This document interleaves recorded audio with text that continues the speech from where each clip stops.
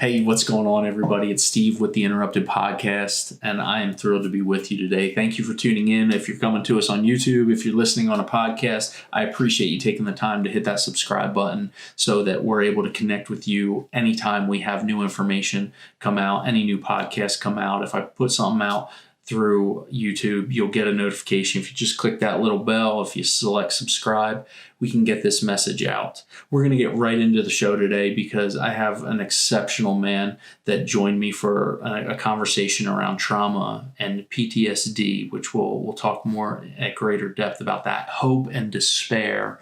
And we talk about how we all respond to that and what is normal about that and how to push through it. And while some of this is a kind of a 30,000 foot view of some of these topics, Jeremy does specifically go into some areas that are going to provide a great deal of wisdom to you in this conversation. And then he will direct you through his organization about how to get more resources, which I'm really excited about. Jeremy Stalnecker is a veteran of the Marine Corps. He was a combat veteran that learned so much. He transitioned out of the military and became a pastor, and then joined the Mighty Oaks Foundation, and he's the co-founder with Chad Robichaux, which is going to great lengths to create resources and opportunities for veterans, first responders, and their families to have meaningful, intentional conversations around topics that we need to discuss more. And his depth of information that he has on these topics is just overwhelming. I learned so much in the hour that I got to spend with him in a conversation, and I know that you will get a great deal of information from this. Be sure to go to the Mighty Oaks Foundation website, which I'm going to have everything in the show notes, and I'll remind you of that again at the end of the show. But engage with their content. We talk about a show on the Mighty Oaks podcast that we mentioned during this show. So subscribe to their podcast, subscribe to their YouTube channel. Take the opportunity to engage with the resources that they're providing to you for free. It is going to help you no matter what season of life you're in, no matter what type of relationship you're in. You are going to benefit and get value out of this conversation that we had today. By far, this is one of my favorite conversations that I've had in the year that I've been able to have conversations with people. It just ranks right up there with the top. It was heartfelt.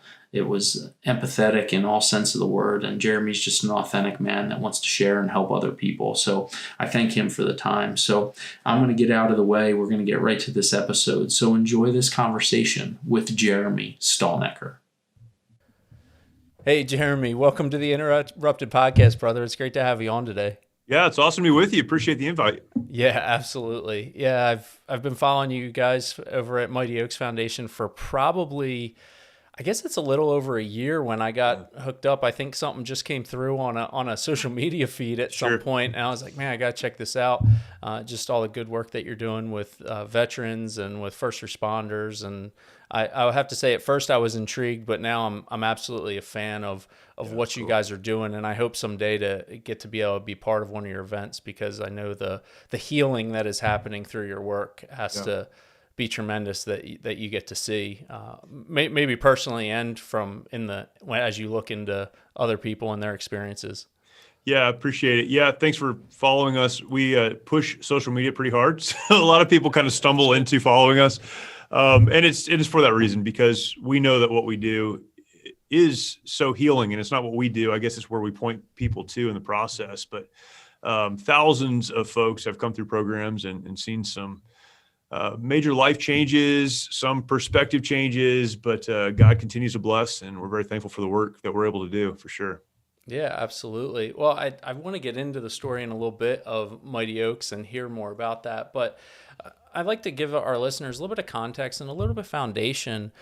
If they haven't got to read your book, March or Die, yet, hopefully they pick up a copy of that. And I know you go into much more expansive detail, and I feel like you capture a piece, and maybe even, if it's not too bold for me to say, a large piece of who you are and some of your background and what you believe. And I'm sure that's even changed in some aspects since the time that you've penned that book, which is interesting. But would you take us back a little bit? Let us know where you grew up and maybe how your involvement with the military came around. And even if you wouldn't mind sharing maybe some influences in your life early on that have shaped who you are today as you look back on that? Yeah, that's a big question, but I grew up in a very conservative home. My dad, in fact, was a pastor. Did not have a military family. A lot of folks do, and they end up in the military for that reason. But very conservative, very patriotic, America, very American family, and loved America and loved what America stood for. And so the values that would push someone into the military were certainly in my home. But that being said, my dad gave me a book when I was about 12 years old, and it was a book written to boys back in the 60s. It was a book he had, and somewhere he found it, and he gave it to me. And I started reading it. It was a book that recounted in story form many of the folks who received the Congressional Medal of Honor during World War II. And so I'm reading these stories, and again, it was written to boys. It was in story format, and man, just so exciting, when you're 11, 12 years old. Yeah. And I don't know what the intention was when my dad gave it to me, but what it did to me was it started to stir up this, man, I could do that. I could be a part of something like that. And you hear these stories of heroism and these stories of selfless service to others and the amazing things that happen there. And it really started to spin this thing in my mind that maybe someday I could do that. I remember talking to my dad when I was like 14 years old about going into the military. And as much as he loved America and loved service and loved those who were serving and had served, he's like, maybe we don't need to do that. Maybe we can think about something else. But over time, he supported me, of course, and my family did. And I ended up serving in the Marine Corps. I went to college. Or a family friend of ours said, if you're going to college anyhow, you want to end up in the Marine Corps, you might as well go through a commissioning program. And he was one of those guys who early on was an influence in my life, a strong man of faith, and helped me early on, before I ever even went into the Marine Corps, to understand how you can be a person of faith in a culture, speaking of the military culture, and in a job that may not value those same things. And so it really helped me understand that and figure that out. Ended up serving as an infantry platoon commander, and then later on a weapons company platoon commander with 1st Battalion, 5th Marines, based out of Camp Pendleton, and did a lot of things there. Eventually, we would end up in Kuwait in early 2003, and our battalion, 1st Battalion, 5th Marines, 1-5, was the infantry battalion that breached the berm between Kuwait and Iraq, and eventually made our way to Baghdad. So a lot of things happened there. That book you mentioned, March or Die, it's really a retelling of that period of time. I tell the story, but then lessons learned from that, just personal lessons that I learned during that event and those couple of months there. And then came home and rotated out of the Marine Corps and found myself in a ministry position working at a church. Another whole story there, but took me a while to figure out who I was and who I am now, post-military and all those things. And again, it was a long process, but ended up serving in ministry in a couple of different ministry capacities for several years, like 12 years. And then got involved with the Mighty Oaks Foundation and started doing the work on a very small scale that we're doing now. So that's a thumbnail, but it's crazy to look back. I think, 2003, that was a long time ago. It feels like it was just yesterday, but time flies, man. And here we are, but it's been good. And I'm thankful for the opportunity, of course. 100%. Yeah, no, that's definitely, as I hear you talking in there, even early on, coming from that conservative Christian faith. Yeah. At what point for you did you really feel like you tangibly developed that more of a personal relationship and really engaging, or maybe being convicted that, hey, my actions do matter, and in light of eternity, and where you really grasped your faith? And then I'd be curious if you would talk a little bit more about carrying faith into a very secular dominated world that brings in people from all walks of life, and how that kind of jived. Was that an experimental stage for you where it was kind of wishy-washy, or was because of the foundation that was laid, you were really solid and convicted on what you believed? It's funny. I've had conversations similar to this several times in the last couple of weeks. It's just one of those things that keeps coming up. And as I really look back over my life, I see it almost in stages, if that makes sense. And, Okay. from a Bible standpoint, we talk about sanctification. For those that aren't familiar with that word, it just means the process of spiritual growth. So you come into a relationship with God through Christ, but the Bible describes that as birth. So you're born, and it takes a lifetime to grow and to mature. You never get it perfect, but you continue to work through that. I was raised in a great home. I was raised in a home where faith was genuine. It was very authentic. I saw that in the lives of my parents. And so it was for me. I go back to being a child and putting my faith in Christ. And I believe that was as authentic as it could have been at that time when I was young. And so as I grew up, I always had an interest in doing what God wanted me to do. That was always maybe not top of mind, but it was always there. I mean, it was always in the conversation. It was always in the equation.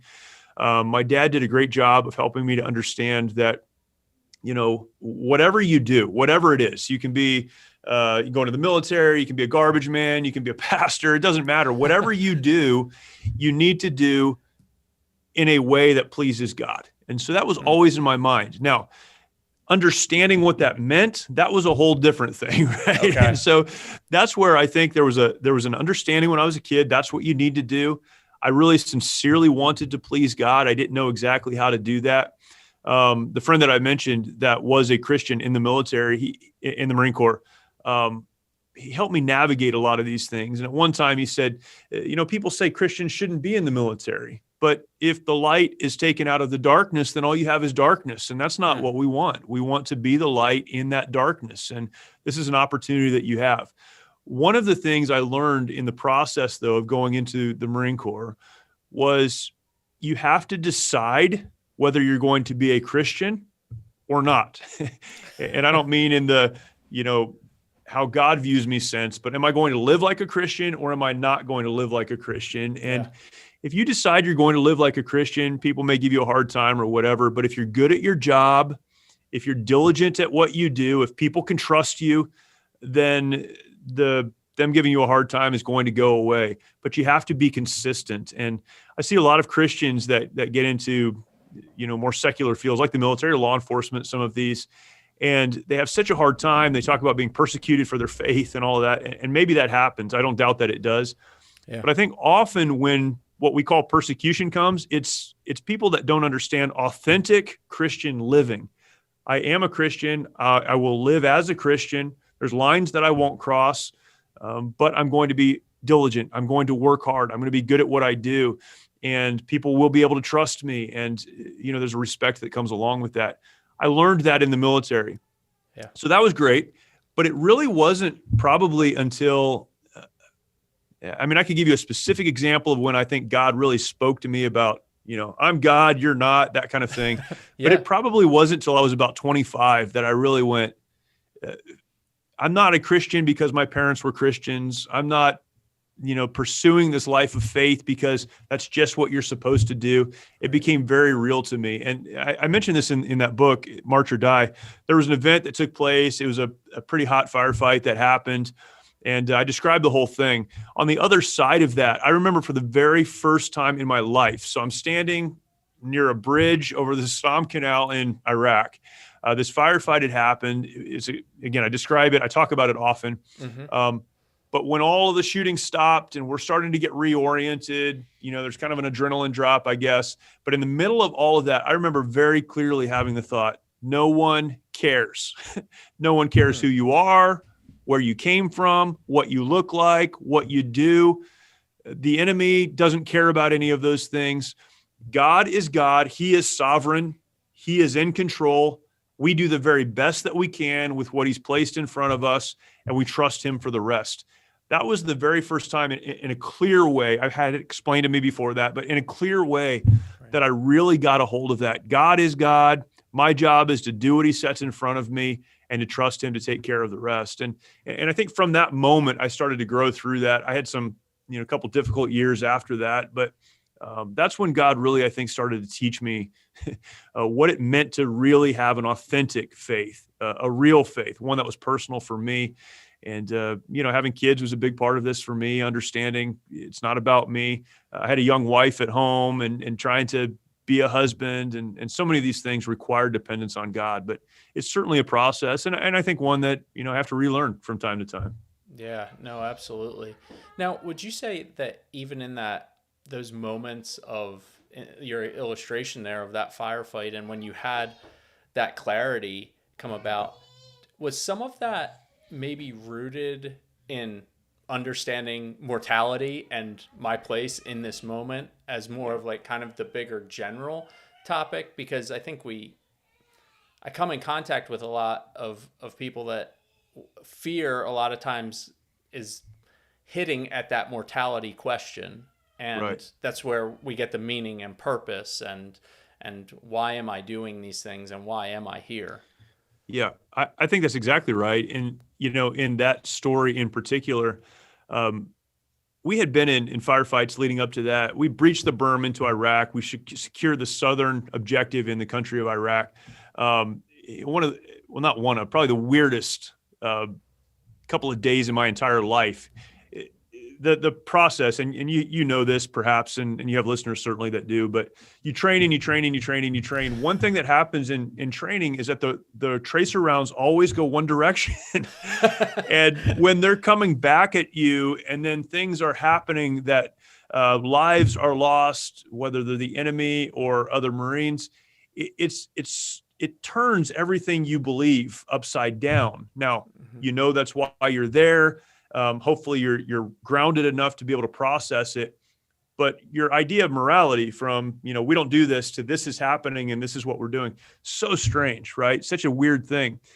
So we had these firefights, we had things like that and so many things to process, but on that bridge, we hit an objective that there was not supposed to be an enemy on, ended up being a company-sized element. My platoon was leading our battalion and column.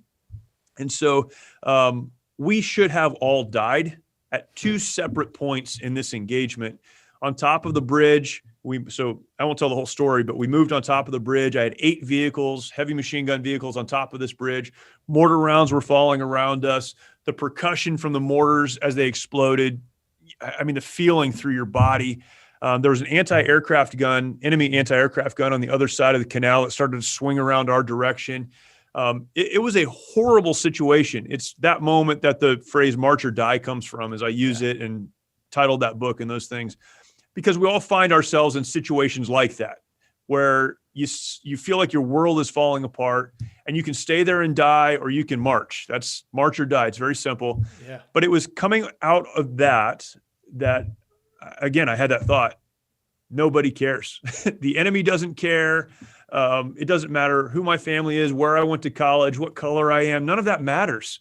When you're in a fight, you're in a fight to win, but there is only one sovereign, and that sovereign is God. But being confronted with that mortality in a very real way, absolutely put me in that frame of mind. And then I think, from there, you have to, it takes time, but you then go, all right, well, the enemy doesn't care, whatever the enemy is. Things can happen. I don't get to control that. So how am I going to steward over the moments that I have in my life? Yeah. I can't control when it ends. I can't control what happens along the way, but I can control how I spend the minutes that I have. And so that was a big, big part of, I think, me turning maybe an emotional or a maturity corner in my life and in my walk with God. Yeah, no, to be able to see that and articulate that now, maybe that took some time to be articulated. It's taken a lot of time. Yeah, almost 20 years, but yeah, no, yeah. You tell that in a way that I know I can relate to, not so much the specific experience, but more on the emotional side of, hey, I've been through things that felt heavy and I don't know where to go. And it causes us, part of the reason for having conversation like this, to ask bigger questions about what we believe and what we're taking a stand for, and those things that comes in. And in that story, in that moment, in spite of all that training you had, it took a very novel situation. And I think the novelty is that you didn't expect it, is that you've trained for firefights, but you didn't expect it. And that's a place that kind of brings the topic up that you have helped so many in, that I'd like to dive into, and trauma. And please correct me if I'm wrong in this, because I sit and have these conversations and learn right along with the audience in so many cases. I believe that a lot of times that trauma comes out of that novel moment where we don't have a way of processing the moment we are experiencing. Yeah. And therefore, it's almost like an imprinting or training, whatever our natural response is, all of a sudden that becomes default. And we have to work through that. Would you talk a little bit and maybe even help us understand like how you talk to the people that participate, and just anyone that's really tuning in and listening to what you're learning about trauma? Yeah, it's interesting you put it that way. Again, that story has it's become kind of a centerpiece of so much of what I talk about. And I have a talk developed around that firefight at the bridge, and I have 5 points that I make. So 5 lessons learned in that moment. And the first one is the biggest battles in life come when you least expect them. We've all heard the phrase, it's not the bus that you see coming that runs you over, it's the one you didn't see coming. Right. Well, that's how trauma works, in a very real way. Trauma happens when we didn't see it coming, when we didn't expect it, when we didn't plan on it. And people are listening and going, well, I knew that was going to happen and it still happened, and I've been traumatized by it. The point is, if you're not prepared for something, and that something may not seem very big, but in the moment you didn't plan on it, it can absolutely run you over. The biggest battles, the biggest fights in your life come when you least expect them. So there's a phrase I use when I'm talking about that. Sometimes the battles or the fights are so unexpected that people become the lifelong victims of a one-time event. The lifelong victims of a one-time event. And this is the person that every conversation somehow comes back to this thing that happened to them. They were hurt. This, event took place. A one-time event has victimized them for the rest of their life. It's the cloud that's over their heads because they didn't see it coming. And so much of the time, that's what it is. Now, we can talk about, clinically traumatic experiences, those that a clinician would diagnose as traumatic, death or the fear of death, sexual trauma, sexual abuse, childhood abuse. These are things that a clinician would say, if these have happened to you, if you've been around these, then you've experienced trauma. And certainly those are extremely traumatic. But there are a lot of events in life. We're told that something like 70% of Americans will encounter a traumatic event at some point in their lives. I think anyone who's been alive would say it's higher than that because we've all dealt with trauma. A definition of trauma that I really love is this one.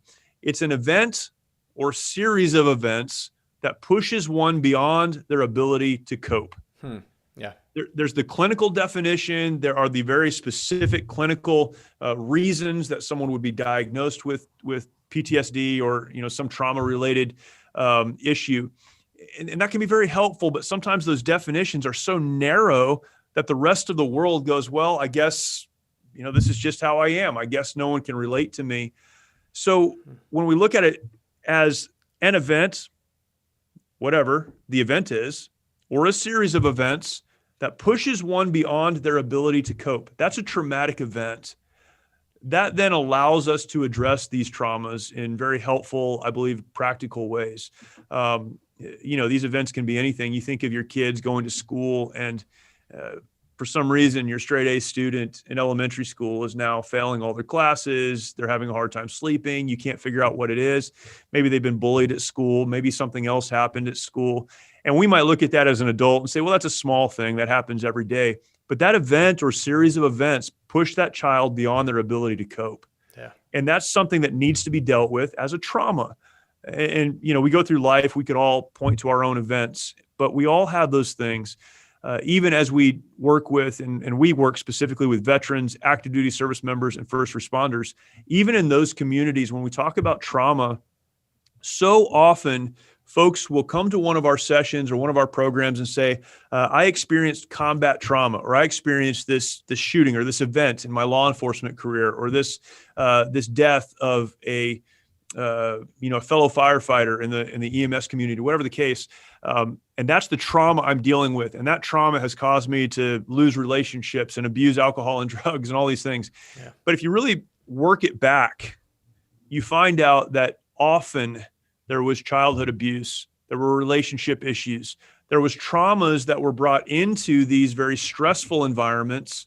And those stressful environments, the combat, the shootings, the loss of a coworker, whatever the case, those bring those traumas to the surface. And now that trauma that you've been just kind of managing has become overwhelming. And so when I talk about trauma, I like to separate that out. There's the clinical definition, the clinical approach to trauma. We as an organization are not clinical. We approach it from a very different perspective and trying to help people understand things happen. Sometimes they're horrible things that happen. They're things that require help and sometimes very qualified counselors to help. Mm-hmm. But those things, whatever they are, don't need to hold you for the rest of your life. You can move beyond them, not get over them, not forget about them. We're not minimizing them. They happened, but you can move forward in spite of those. And that changes, for me at least, the conversation around trauma. I'll stop talking here in a second. No, we I love it. talk It's all about good, post-traumatic stress disorder. Mm-hmm. And we talk about post-traumatic stress. We wrote a book called The Truth About PTSD, and the D is small. Post-traumatic stress is something that happens. There's a physiological response. There's an emotional and mental response. We could talk about all of that if you'd like as well. But those things built into us in response to trauma in a way to protect us going forward do not cause us to be disordered or broken. And if we accept that because I endured a trauma, I am now disordered, then we're never going to move beyond those things. And so many people grow through trauma and become better because of their trauma in some amazing ways and have the ability to help others who are dealing with trauma. But if you define yourself as broken because you're defining yourself by that trauma, you will never have the ability to move forward. Yeah. And I mean, our words can almost create a secondary event. Sure. Because of the lens of how we view ourselves. That's right. And I hear that so much. And if I can try and get this right, the coping mechanisms that we respond with during a very acute event actually were things that are starting to be built into us even as young men and women, that I think that goes back to understanding, the smallest piece. And it's not necessarily just understanding the event, but it's understanding the full person. Sure. In those moments. And that takes a lot of time. That's hard. And I think that's why the community that we can invite people into is a place to begin that journey. It can't just be going back to the event. It oftentimes means going beyond that. Yeah, that's exactly right. And that community that you talk about is so important because in order to deal with those events or whatever those things are, you have to feel safe in that community. You have to feel like you're surrounded by people that understand you, that get it, that can help you move forward. Our programs are run by veterans, are run by first responders. We have our first responders program going on this week. And all of the team leaders, all of the instructors, all of the folks involved in that are either police officers, former police officers, firefighters, or former firefighters. Mm-hmm. And it creates an environment that we can invite people into and say, look, maybe our trauma is not exactly the same, but we know where you're coming from. We've been there ourselves. We understand how difficult these jobs can be and some of the things you have to address. And we're going to help you move forward through that. So yeah, absolutely. And it's funny because the trauma happens and you need to address it, but we try not to spend more time than we need to addressing it. Some therapies are completely focused on addressing the trauma. We prefer to lay out a path to move forward beyond the trauma. Now, if you need very specific counseling, and there are some horrible situations that require very specific counseling by very qualified counselors. Yeah. But the point is to get to the place where you can then identify that's part of my life. It's part of who I am. That's not going to change, but I can live a productive, fruitful, happy, purposeful life on the other side of that. It no longer needs to control me. Yeah, 100%. And I'm going to give a shameless plug to your podcast for a moment. Just recently, you did a targeted episode on PTSD. with some of your colleagues Right. that was exceptional. And for those listening, if to dive in deeper to some of these, I think you guys covered that incredibly well during that show. And something that stood out to me as you were talking with your colleagues through some of this, and even as you're sharing right now, it's making me think and cause me to think a lot about hope. And so one of the things that when I speak to people in training and just even coming from a law enforcement side of it is when a human inserts themselves into what we would call a traumatic or emergent event, a lot of times one of the first things we say is, it's okay, I need you to calm down. And in a lot of ways, I think some people dismiss that as being trite, but some way I like to look at that is I'm trying to restore hope in what is a hopeless situation, being that I'm coming in with a piece of information that the situation is going to be okay, but you can't see it right now because the way you're coping with this acute event blinds you from it.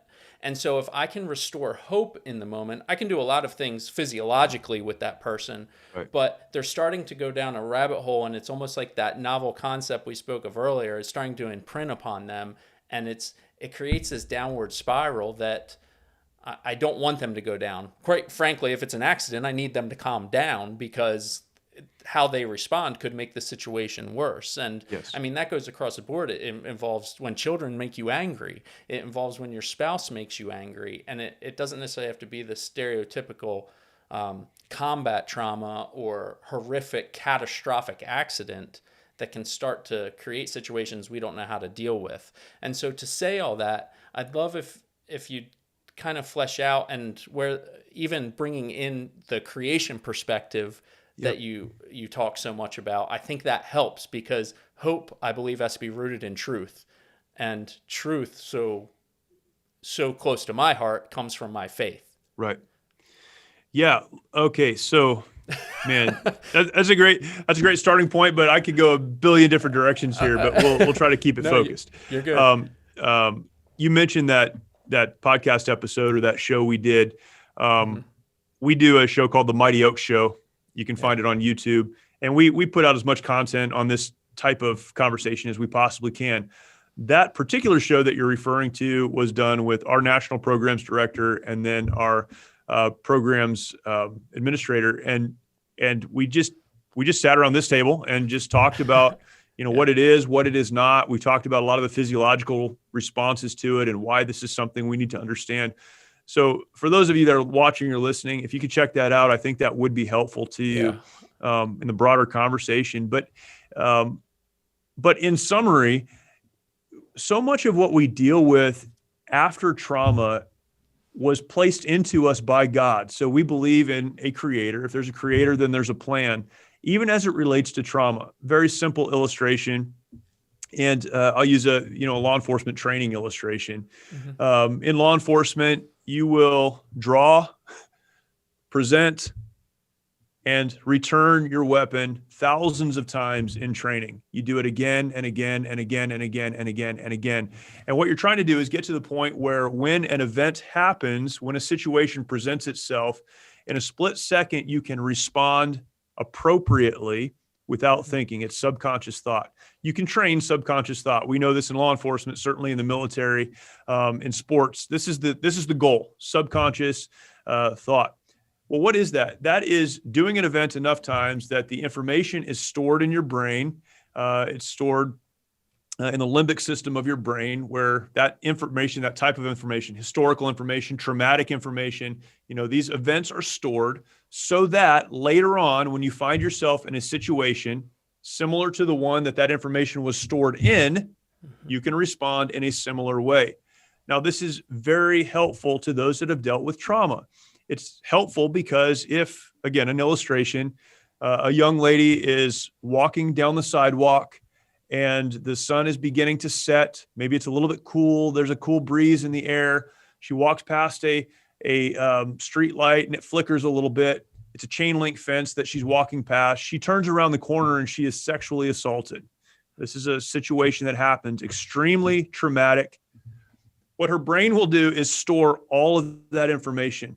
the sidewalk, cracks in the sidewalk, the type of fence she was walking past, how the evening felt, what the light was doing.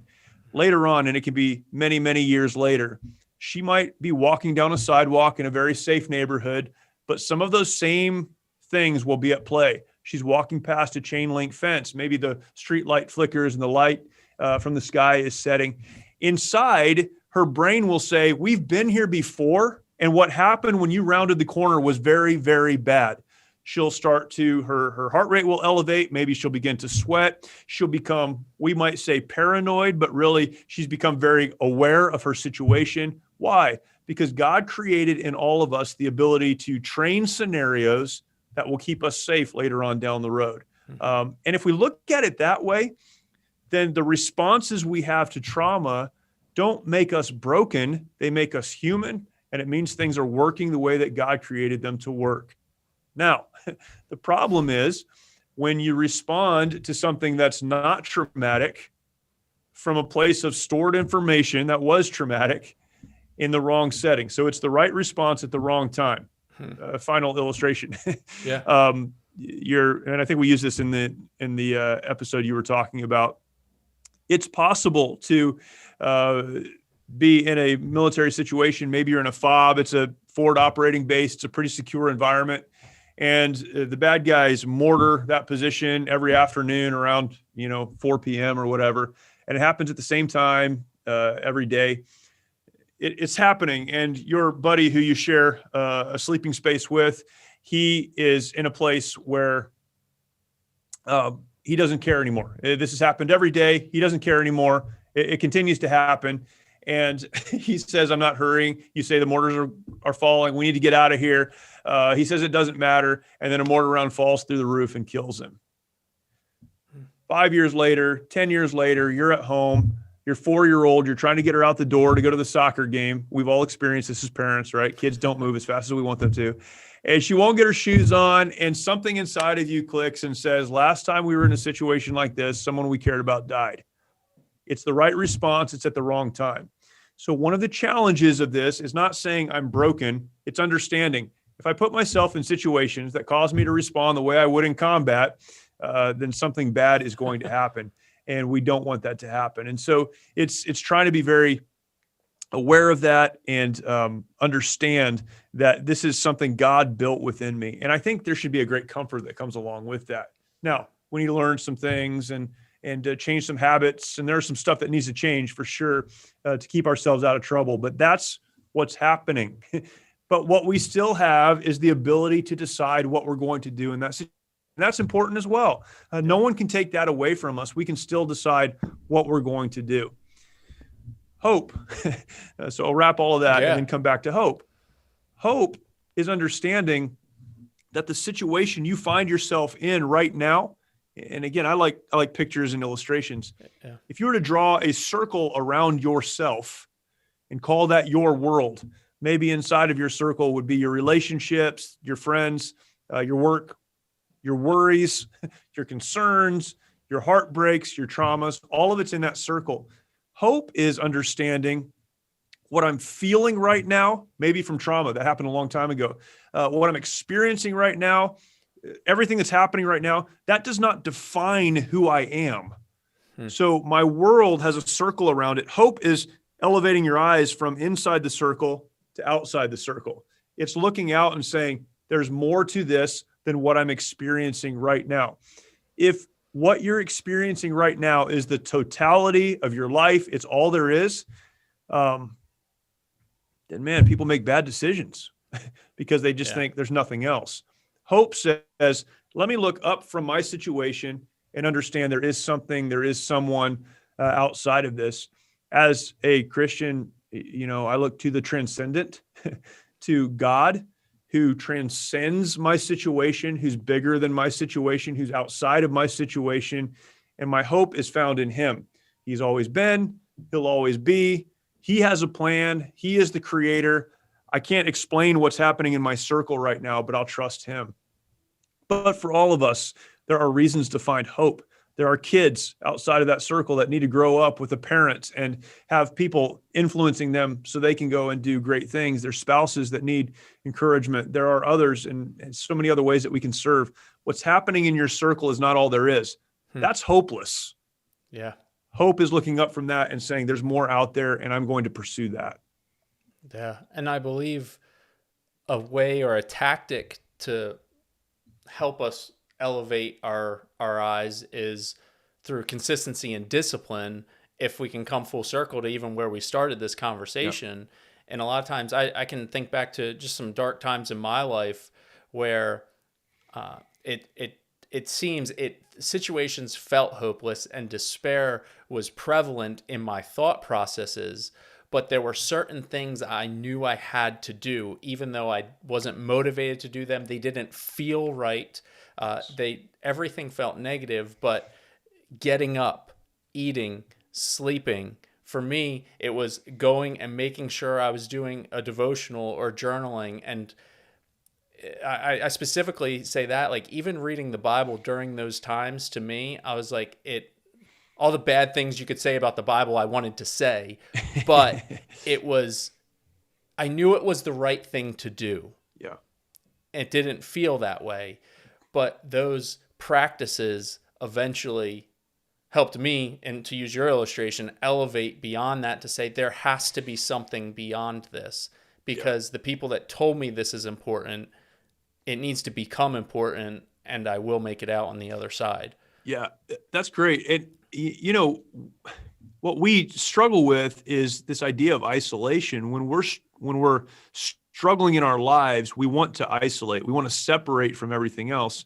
Well, that becomes very hopeless very quickly, because when you're not, reading your Bible and engaging with that, when you're not doing your job and attempting to do it well, when you're not spending time with family, when you withdraw from all of those things, the only thing you can see is what's in your circle, so to speak.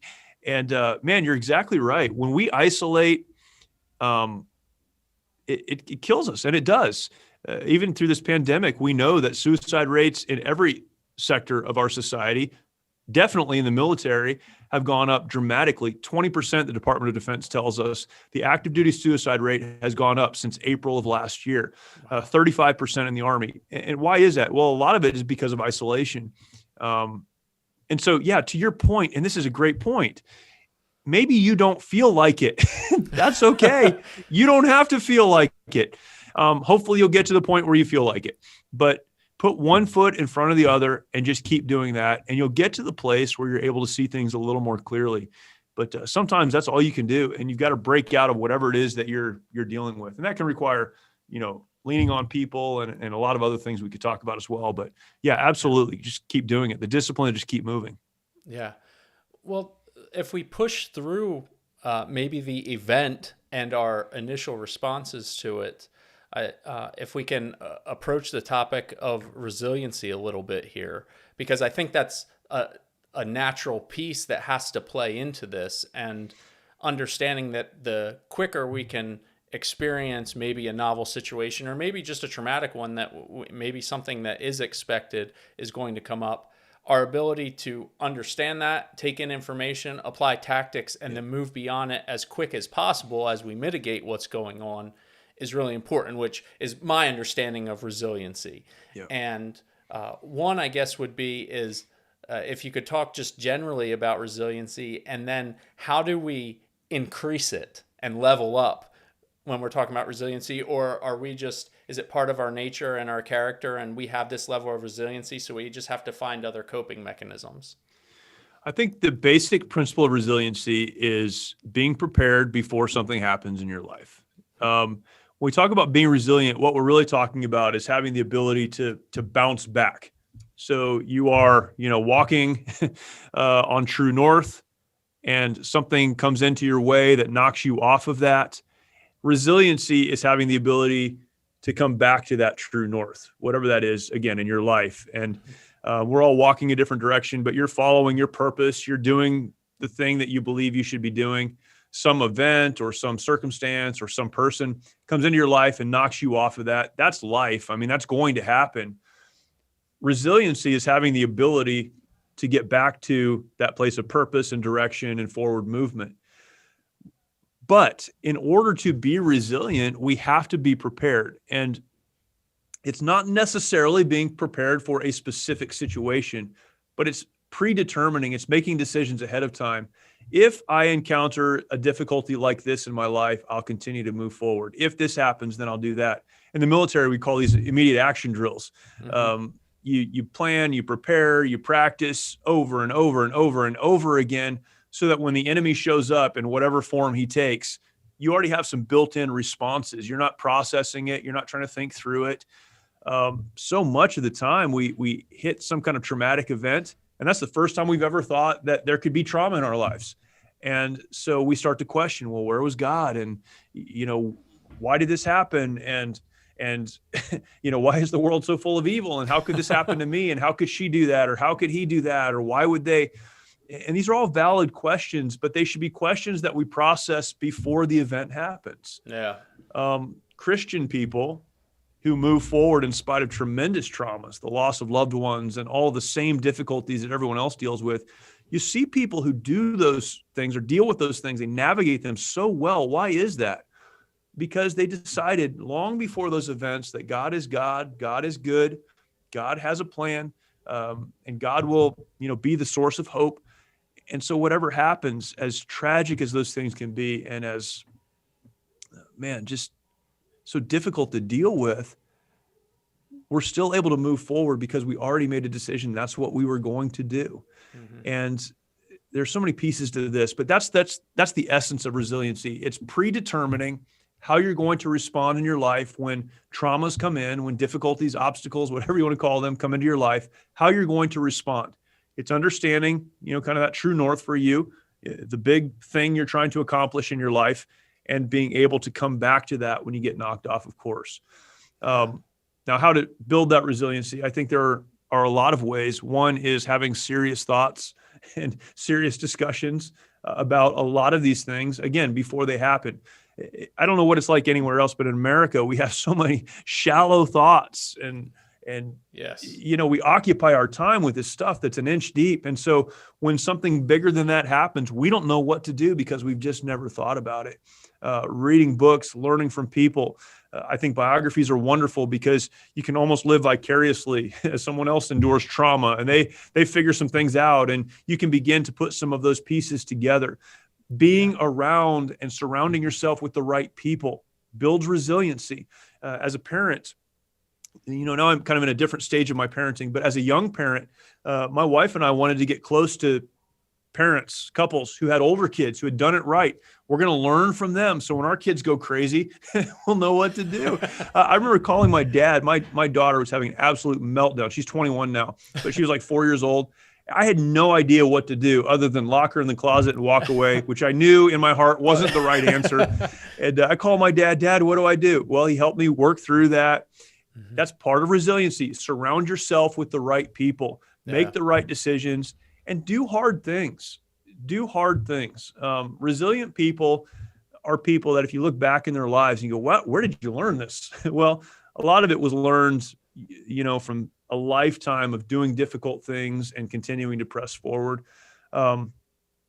Practically, when someone leaves our program, again, we're a faith-based program, but when someone leaves our program, we tell them to do 4 things. We call them the 4 B's. They need to be in the Word. They need to be reading Scripture, because as they read the Bible, that illuminates what God wants them to do, and it gives hope, and it gives purpose, and it gives direction. Be in the Bible. Be in prayer. That's spending time with God, talking to God, sharing your hurts and your hang-ups and all those things with God, and allowing God to speak to you. Be in fellowship. Go to church. I don't know an easier way to say it, but surround yourself by other people who are also attempting to move forward. And then we would say be in connection, but that really means have some close people to you that you can reach out to when you're struggling. Don't allow yourself to be alone. And man, build those things in now before you need them. And that will make you a resilient person. Yeah. Well said, man. I took some notes. One of the things that stood out what you said is that shallow thoughts. I think our culture, that's just a pervasive problem, and not having intentional conversations. Right. around any topic, but even just a purposeful discussion that's not based on entertainment or laughing. And not that those are bad things. It's they have a place, and they can be part of that conversation. But I love that, how you shared that. And rounding the corner here, something that comes to mind as we talk about resilience, and even kind of what you explained, is this maladaptive coping that sometimes is building, and then it kind of hits a head when we have that event that becomes traumatic, and we maybe aren't aware that we're having these maladaptive coping mechanisms, right? That we're actually training ourselves in a negative way. And so that goes to just general maintenance, and maybe it's exactly what you already covered in the first responder world, the veteran world. It's a lot of times like, I don't feel bad, I'm not upset. Oh, maybe I had a bad dream, or maybe I snapped at somebody, but we don't see maybe the symptoms that are flashing on the billboard that, hey, there's an issue here. So how do we day in, day out, if things are great, if it feels like a good season, how do we go about getting help and being involved and making sure that we are preparing well each and every day? Yeah, man, that's a great question, because again, speaking to American culture, we tend to be very responsive to our environment and to our circumstances. And so if things are going well, we're super excited. We're also not very disciplined. If things are going poorly, then, we're in emergency mode and trying to fix it. The concept of balance is overblown, and I don't think completely accurate when we talk about having balance in your life. But we need to understand that we're always either, if you've been in church, you've heard this before, we're always either coming out of a difficult situation, preparing to go into a difficult situation, or on the other side of a difficult situation. That sounds hopeless. Yeah, it sounds hopeless. What it is truth. And you mentioned this. Decisions have to be based on truth. And if you are in a difficult situation and you believe that there is no way to get out of it, that's not the truth, because we're always either getting ready, or we're in one, or we're on the other side of one. You'll get to the other side of it. But if you're on the other side of it, or you're not in one yet, and you think it's always going to be amazing, then you're going to make bad decisions and not be prepared when it happens. So I think there's a part of us that has to just accept. We hope there are more good days than bad days. We hope that things go better than worse. Yeah. But regardless, the best life lived the best way, with all the right resources and all those things we say we want, is still going to have some trials. And so we have to view life very holistically. There will be good days and bad days. There will be times when things are going well and not so well. So view it that way. And it's the difference between going on a diet because you feel like you need to lose some weight, and so you just stop eating, or making a decision to live a healthy lifestyle, exercise, eat right, and this is just who I am. The military has what they call the 4 pillars of resiliency. I don't know that they always understand what those mean, but they're great, right? So the 4 pillars of resiliency, there's body, mind, spirit, and then there's the social aspect. This is a relatively new pillar, but there's 4. And I think in a lot of ways, you need to constantly, as a human being, be balancing those 4 pillars. How am I doing mentally, my mind? Being mentally aware, how am I feeling mentally and emotionally? But then what am I building into? What am I learning from? What am I reading? What am I watching? What conversations am I having? How am I building my mind and growing in that area? Physically, am I physically healthy? This is a big one. If your body is not right, then the rest of the world is going to seem wrong. And you need to focus on that as well. Am I healthy mentally? Am I healthy physically? Am I healthy spiritually? These are the things we just talked about. And then socially, do I have the right connections, the right people in my life? That gives you 4 things to focus on all the time. And constantly be working through those and asking yourself these questions. How am I doing in this area? How am I doing in that area? How am I doing in these other 2 areas? And when you find a sense of balance, and they, balance is always adjusting. That's what people say. Yeah. It is. You're constantly adjusting. You'll never be 100%, but you're looking at those areas and saying, I need to be right in those. So then when the crazy thing happens, you're going to have a reserve to pull from, and physically, you're not going to be so exhausted you can't deal with it. Yeah. A lot of people get there. mentally. Hopefully you've got some stories that you've read in some biographies or some conversations that you've had. You have a store to pull from. I've never experienced this, but I know some people that have. There's some resources. Spiritually, I'm in a good place with God in my relationship with him. And then I have the right people in my life I can reach out to. And it's just not waiting for the crisis to come before you think about the possibility that a crisis may come. That puts you in a very healthy place. I'll tell you what else it does is it gives you peace. Yeah. It's like, putting money into a savings account. The more money you have in that savings account, maybe you'll never spend that money, but just knowing it's there brings a certain sense of peace because you've prepared for some unforeseen event. So when it happens, you're not going to, go into a panic. You've already prepared. That's what doing these things does. It prepares you. It brings you peace because it might be hard, but I'll be able to get through whatever comes up next. Yeah, man, well said.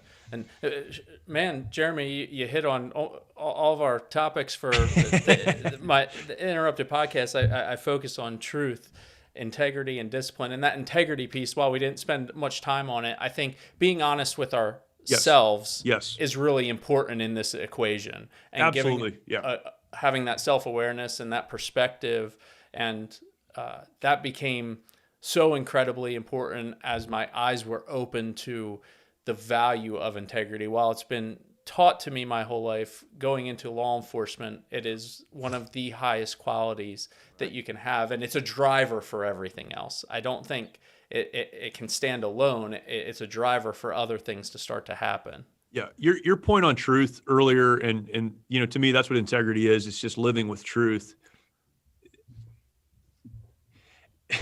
If we're unwilling to live with truth, if we're unwilling to be people of integrity, then we're also pushing aside the ability to live resilient lives and to move forward in a healthy way in any way. Look at any of these areas. Mm-hmm. If I look at myself in the mirror and I think, because I've never, had a problem with my weight, that means I'm healthy. It doesn't mean I'm healthy. It just means I don't have a problem with my weight. But if I'm not addressing the truth, then that's going to be a real problem for me later on. A lot of other examples we could give, right. But we have to live with truth. Truth has to guide everything, and that's integrity. If you are not a person of integrity, the rest of it, it's just not going to matter that much because you won't do the hard things. You're not going to prepare because you'll lie to yourself and you'll lie to others. You're not going to have the right people in your lives because you'll be unwilling to tell them the truth, or they'll be there, but you won't be honest with them. You'll never prepare. You'll never be resilient because you're not a person of integrity. And that's so important. That's the foundation for the rest of it, for sure. Yeah, absolutely. Well, in terms of those topics, I have a million more questions written down, but I want to be respectful of our time. And I want to talk briefly, or let you talk, I should say, create space here for Mighty Oaks Foundation and even some of the other things that you're doing. If you'd share, if we could be practical for a minute, what it looks like for someone to say, hey, I think I'd like to come to a Mighty Oaks Foundation event and hear some of Jeremy and his team, and it's maybe seems a little daunting based on even what I've heard here. What does that look like for someone that says, I think I'm in a place I could benefit from this? Yeah, I appreciate you taking time to talk about it because it really is important. We have 4 locations across the country, 4 ranches across the country that we use, but we pay for the program. So the person who attends doesn't need to pay for anything. We'll also pay for travel to get you to the location where the program is being held. This last year was crazy. This year we're getting back on our feet in terms of where we're meeting, but we've shifted so many things around. It doesn't matter where you live. We'll get you to a place where a program is happening. And we've been blessed to be able to do that. We've got some great supporters. So what it takes to attend is to go to our website, mightyoaksprograms.org. There's a lot of great information there, but there's also a place to apply. Fill out your application. Our team will get back to you and we'll begin working with you to get to a program. We serve veterans, those who have served, active duty service members, those who are serving, and first responders. And the first responder community is, pretty broad, but firefighters, police officers, EMS, all of those categories that would fall under the first responder community. And then spouses. So if you're the spouse of one of those, husband or wife, we invite you to attend as well. We have separate programs for men and women, and I know that's not super popular in 2021, the day and age in which we live. But we have found that men are much more honest when there are no women around. Women are much more honest when there are no men around. We also scholarship to marriage programs. So we try to provide an opportunity for a couple to go through that together. And what do? We work with, we deal with the things that we just talked about. And folks will say, well, my trauma was not combat related, or maybe I've never been in combat. The first responder community, I mean, there are folks from big city departments and small communities. And so my experience was not like everyone else's, so I don't need to be a part of this. It's really about life. It's about trauma that is related to life and, how you've lived and what you've done and just so many of the things that we all deal with. We just have a unique voice to speak to those communities. But really, we'll deal with and help you address anything that may be going on in your life. There are folks who are doing pretty well, and it just provides an additional perspective on life and marriage and children and all of those things. And so we have the opportunity to speak to those things. We spend time talking about trauma, but the majority of our time during a week, and the program is a week long, the majority of our time is spent just talking about how to move forward in life and what are some of the principles I need to have in my life. I've been to so many of these over the last 10 years, and every time I go, I learn something new, and I hear a class or I'm, part of a conversation and I learn something new. So wherever you fall in the spectrum of trauma, I would invite you to attend, fill out an application and attend. And that would be awesome. Again, we cover everything. It's a week long. We have been very successful working with whether it's police departments, fire departments, and active duty units to have their folks cut orders or just given time to go to the training that we provide so that they don't have to use leave time or vacation time. And so that's been great as well. And we love to partner with you on that. In addition to that, we have a bunch of resources. We've written some books, and we do the podcast, as we mentioned. We're continuing to develop that out. We're in the process right now of adding a resource section on our website that will be Nice. a lot of videos and blogs and other things just to help with some of these conversations. And you can find that, again, on mightyoaksprograms.org. And then we speak on resiliency. We speak to whether it's active duty military units. We do a lot of that. We speak in a lot of different places on these topics as well. And so, over the years, we went from just kind of being a small thing, or we're just trying to make things happen, to really growing and developing. And we've had some great open doors, and would love to include anyone that can make it a priority to attend one of the programs.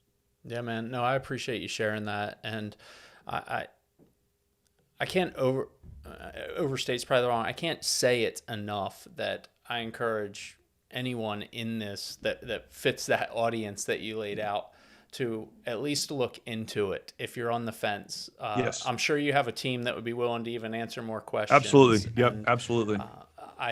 Any organizations and people like yourself that I get a chance to meet, I'm humbled by the chance to have a conversation like this, because I grow in these moments. I realize the spots in my life that seemingly are okay, that still need that maintenance, that still need that training in resiliency that we spoke about today. And so it's pretty exceptional. And with your program focusing on families, that's one of the things that kind of, for me, made it stand out, is that, hey, this has to be a very close, intimate community problem to solve. That's right. And it's a solvable issue. Like you said, we're not broken. We're not beyond repair. We're in a place that we need new tactics to attack these things that we experienced. That's exactly right. And so, well, brother, what did I miss? Besides a lot, but yeah, I felt like we talked about a lot of stuff, but I don't think you missed anything. I mean, there are, so many kind of ancillary conversations around all of these topics, and I'm learning and growing all of the time. And I spend most days thinking about these things and talking about these things, but there's so much more to learn, and it can almost be overwhelming. Yeah. Because it's like, well, I don't understand that, or I don't understand them, or, there's a mountain of books on all of this stuff. I think the bottom line is, whatever you've been through, whatever you're going through right now, it's not the end. If you're still alive, you're still breathing, there's much more for you to do. As much as you can, and you might need help, take your eyes off yourself, and get back to moving forward. And so, I think the bottom line is, whatever you've been through, whatever you're going through right now, it's not the end. If you're still alive, you're still breathing, there's much more for you to do. As much as you can, and you might need help, take your eyes off yourself and begin to look for other ways to serve and for other ways to engage in what's happening around you. There is hope, but you may not be able to do it on your own. So get the help that you need and live the life that you were created to live. It's possible. You just have to make a decision to get up and start moving that direction. Yeah, and there you have it, man. I'm gonna just stop on that because that's the last thing that I want everyone to take away from this. So, Jeremy, to you, I can't thank you enough for having this conversation. Oh, for sure. It's an interesting media to get in touch with somebody, and then we dive into a deep conversation like this. But for me, that's what drives me, inspires me. And I want that for other people. It goes back to exactly what you said, the shallow thought culture that we find ourselves in, that it's not that we're not willing. I think it's just that we don't prioritize the time for conversations like these. And I think of my colleagues, I think about people I don't know, and I just don't want them to enter a season of life that they feel that they don't have options because there are so many. Right. So thank you from the bottom of my heart. I appreciate what you're doing. Oh, thank you, man. I really appreciate it. And please continue to encourage folks to reach out to us. We'd love to help. Absolutely. Well, thank you for the time, Jeremy. Thank you. And there you have it. There's our episode with Jeremy Stalnecker. I told you you would not be disappointed one bit. Thank you for tuning into this show. I hope you were able to take some notes down. Go back and listen to the show. And I just implore you, go listen to the Mighty Oaks podcast. Go to their website and look at all their resources. Everything that Jeremy and his team are doing over at Mighty Oaks Foundation, I'm going to have linked up in the show notes. So go to interruptme.org and you can find everything related to the show and what Mighty Oaks is up to. They put out a ton of content that is aimed just to help people in a specific spot in life that any one of us can find ourselves in, right? We're not broken. We're responding to trauma in a way that is normal. And we need to understand how to process that and employ some tools and tactics to get through it. So thank you again for tuning in to the Interrupted podcast today, and I look forward to being with you on the next episode. So thank you for allowing me to interrupt your day. Have a great one.